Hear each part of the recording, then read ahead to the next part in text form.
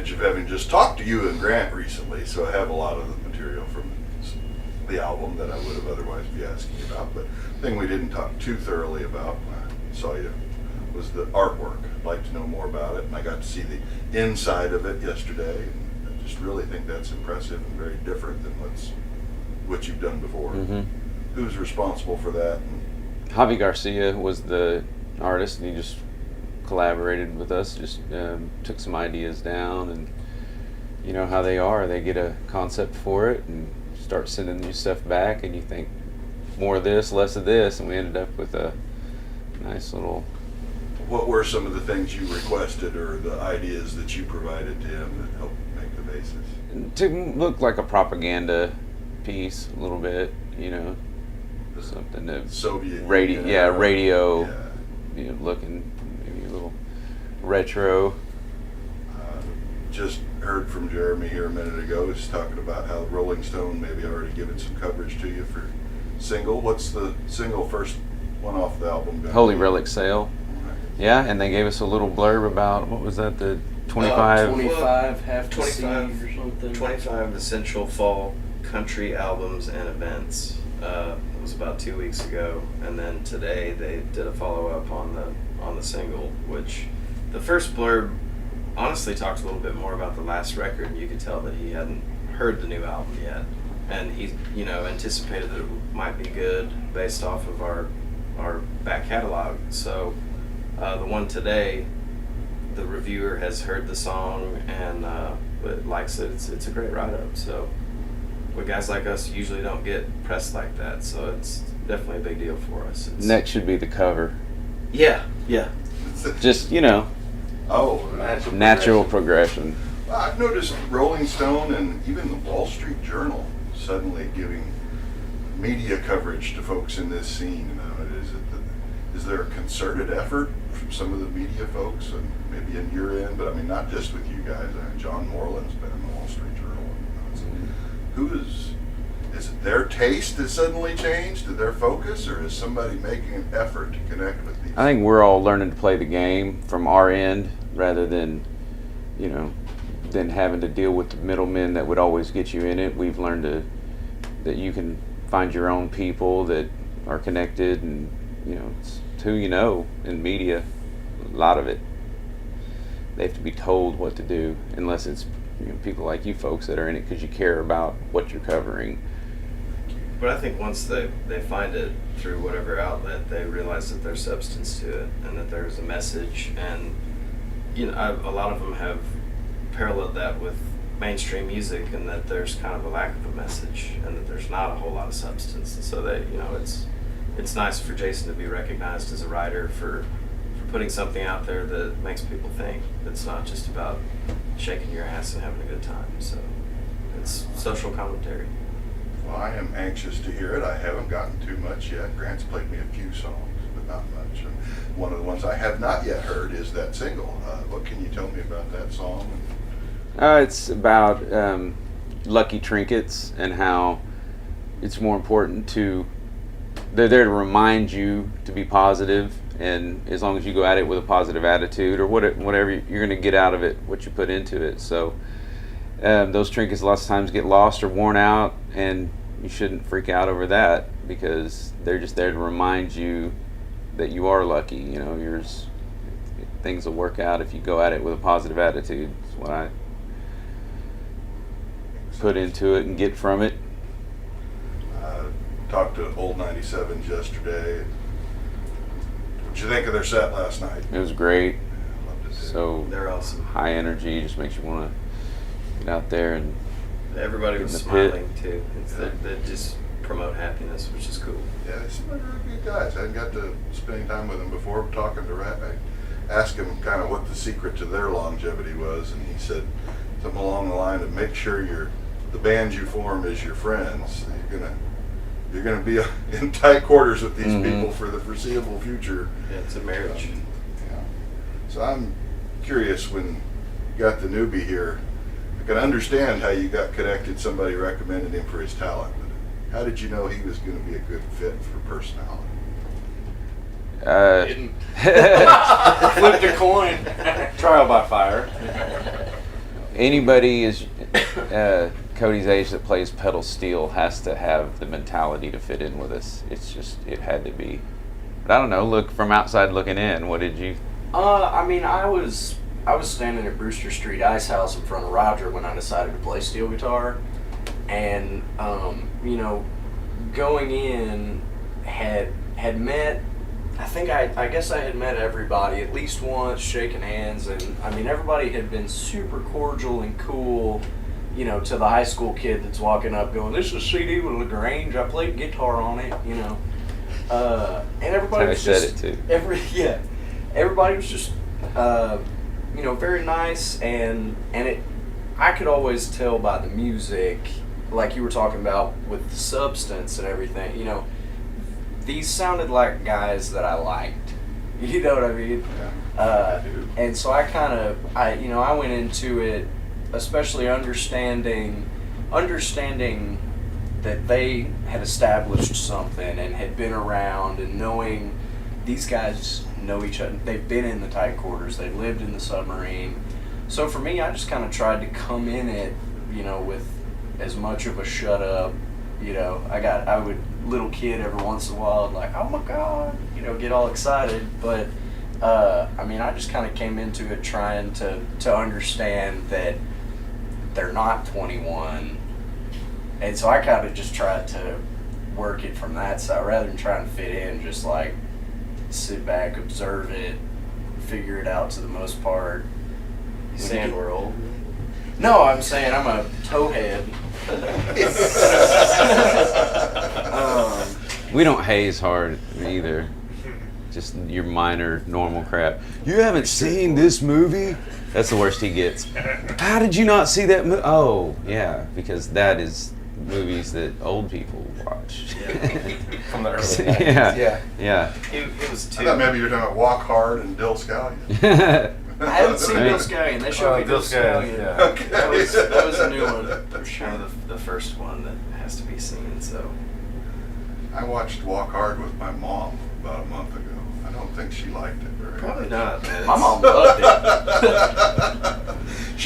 She wanted to watch whatever the original Cash biopic, Walk the Line, or whatever. Yeah. We watched that, and I said, now that we're done with that, I want you to watch this. Yep. She- Little Brian Wilson, little Buddy Holly in there. It's kind of, I think that movie makes fun of the movies Yeah. that, you know, because I went into it too thinking, I don't want to watch something that's just going to make fun of Johnny Cash or anything, and they didn't. It made fun of the movies about that and the things they do, like putting them into the film too early when they're 14. It's, we don't need another actor, just dress them up, they'll look 14. When I talked to you and Grant before here a month or so ago, it was just before the Tom Skinner benefit that was out there near Sepulpa. We didn't talk very much about Tom, actually, at least not as far as what I was interviewing about. Maybe a year or so ago, I know Jeremy had you, I think, backstage at Kane's talking about Tom. That was before he passed. Mhm. But just now with the perspective of him being gone, be interested in hearing more from you about him. I mean, it's first of all, it's just still surreal that guys like that, you know, I think he and Bob both were gone way before they should have been.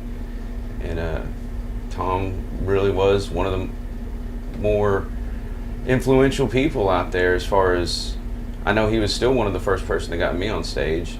You know, I think the first time I ever got behind a mic was with Cody at a bar, but then Cody and I were hanging out at Willie's one night, and you know, Tom would really let anybody that was brave enough to get up there. And I mean, that says a lot. You say you would do it, but not a lot of people do. You know, they're, no, get out of here, kid, or whatever. But that was the first time I played in front of Bob and Scott Evans, and there, you know, you can imagine it was a Tom Skinner show at Willie's, so there was several of the Stillwater crew there. So he was a lot of my first exposure to any of it, and he was a magical performer and a hilarious person, a truly funny. I can't imagine riding around in the van or bus with Mike McClure and Hanson and Tom. That had to be no kidding around, gut laugh riot. I would have got nothing done around all those people because they all are the type of person that can just walk in a room and kind of crack me up a little bit anyway before they even start talking, and that's rare. Towhead, who is somebody in your growing up, your formative years, that was a mentor like what he's describing? Probably Lloyd Maines. I met him. Moved to Port Aransas, Texas when I was 13, and Mom was looking up stuff to do. Been playing guitar a couple years, and she found this songwriting session with Terry Hendricks that she does once a year in Port Aransas, and just signed me up for that. Had no idea what it was, whatever. Didn't really know anything about Terry, and kind of showed up there and just met Lloyd with of course no pretense. If you know Lloyd at all, I mean, it's just, hey, how you doing? I'm a Grammy-winning guy that's worked on 4,700 projects, and I mean, you have no idea. And so I just spent the weekend getting little blues licks from this dude, and then looked him up and just realized just how much he'd been to the fair and seen the bear, and he just kind of took me under his wing. I mean, constantly was emailing him, trying to get questions answered and blah blah blah, and he always said, man, you need to be playing steel guitar, you need to pick up that steel guitar, I think you'd like it. And I just had just okay, whatever. And like I say, went out and saw these guys and was standing in front of Roger and kind of went, okay, yeah, I'm gonna do that. And Lloyd's kind of helped me along every step of the way. I mean, he called when I had heard just a rumor that Roger was talking about leaving. I called Lloyd and was just like, if you think I'm worthy, it was like a fishing expedition almost. And I mean, he called in and said, in so many words, called in and said, this kid ought to take a run at it. He's got good pitch. Yeah. Plays it tune. He taught me in tune, in time. If you're in tune and in time, the rest of it's all. Hasn't been any hazing, you said. You haven't signed him up for the big time. I don't know that I wouldn't say any. I wouldn't say none. Yeah. And put mustard on his pizza. I'm probably the hardest on him, but it's all out of love. And the only reason that I would ever likely haze him is because I was hazed when I was in the band. When the band formed, I was his age, and I thought I knew everything about everything that there was to know, and I was quickly told that was not the truth. Was informed otherwise. Grant not here to contribute to this, but those of you that were there at that Tom Skinner benefit, what were some of your favorite performances by your friends, or maybe by somebody you hadn't seen play before? So there were some maybe Tulsa guys there that you haven't really maybe had a lot of interaction with. Yeah, Tovar was awesome. The Dirty Jokes were great. I thought it was cool just seeing all the people that came to pay their respects. And, as you would assume, it was mostly musicians, but the fans that were there it was kind of like just a family reunion of sorts, which is kind of how Medicine Stone is. It's seeing a lot of familiar faces that you haven't seen in a while. Crazy Ray, we haven't seen, he's an old friend. We haven't seen him in 7 or 8 years probably, and he showed up this weekend, so. Getting to see Randy Pease. That was neat. Yeah. Who was it? Did Boy from Oklahoma? I should remember, but I don't now. I'm supposed to be asking you questions, Jason. I know. Having a brain lapse. Gene Collier? No. Trying to say Jacob.